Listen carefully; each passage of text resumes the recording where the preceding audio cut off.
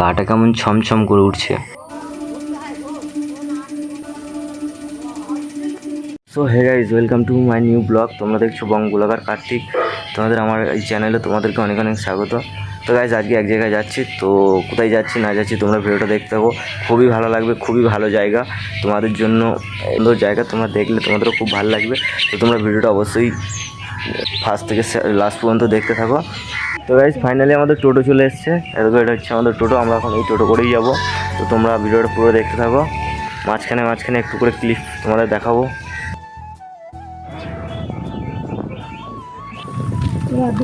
তো ফাইনালি এখন চলে এসেছি আমরা নিঃসঙ্গপুর মোড়। তো চলো এবার যা যাক যেখানে আমরা যাচ্ছি। আমার পেছনে দেখো কে কে আছে। তো এদিকে আমি আছি, দেখো এদিকে ঠাকুমা আছে। ঠাকুমা হ্যালো করে দাও। এদিকে একটা ঠাকুমা আছে আর এদিকে আমার মা আছে। তো আমরা এখন যাচ্ছি নিঃসঙ্গপুরে ঠাকুরতলায়। তো তোমাদেরকে চলো ওখানে গিয়ে দেখা হচ্ছে, ওখানে গিয়ে দেখাবো কি ঠাকুর কেমন। তো গাইস, এখানে পছন্দ অসাধারণ ভিউটা দেখো তোমরা।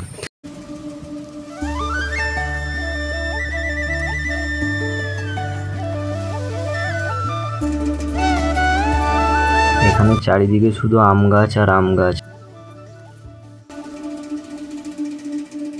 এই আম গাছের বাগানের ভিতর দিয়ে এখন আমাদের যেতে হবে, কারণ এই দিকেই রাস্তা। তো চলো ওখানে গিয়ে কথা হবে। তো এখন এখানে একটা পুলের ব্রিজ আমাদের পার করতে হবে। এদিকে প্রচণ্ড জল আছে নিচে। তো ওপারে যাই, তারপরে তোমাদের সাথে আবার কথা বলবো।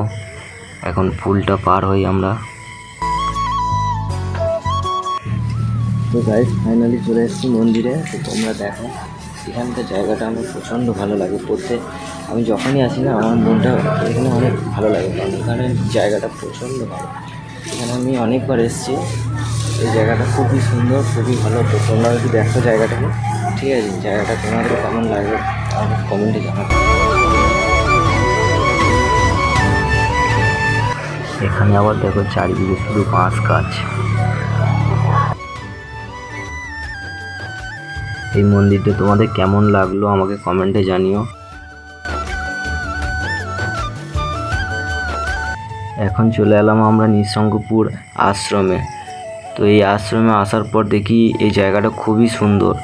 তো তোমরা এই জায়গায় কে কে এসছো আমাকে একটু কমেন্টে জানিও। এই আশ্রমটা অনেক পুরনো আশ্রম।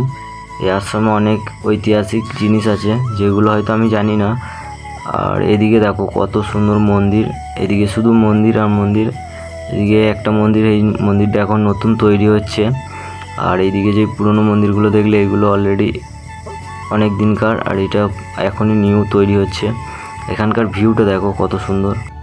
তো এখন মন্দির দেখা শেষ হয়ে গেছে। এখন যাচ্ছি একটা বট গাছের কাছে, ঐতিহাসিক বট গাছ। ঐতিহাসিক বলছি কেন, কারণ ওখানে অনেক পুরনো কিছু ইতিহাস লুকিয়ে আছে যেগুলো হয়তো আমি জানি না। কিন্তু তোমরা যদি চাও জানতে তাহলে আমায় কমেন্ট করো, আমি তোমাদের অন্য একটা ভিডিওতে তোমাদেরকে বলবো। তো এখন চলো আমরা যাই ওই বট গাছের কাছে, তারপরে কথা হবে।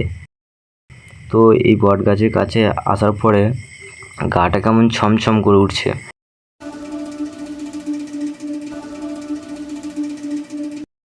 এইদিকে দেখো আমার মা, দিদা, ঠাকুমারা সবাই এখানে পাক মারছে, কারণ এখানে এলে নাকি শুনেছি 3 বার এখানে রাউন্ড দিতে হয়। তো আমার মারা সেটাই করছে।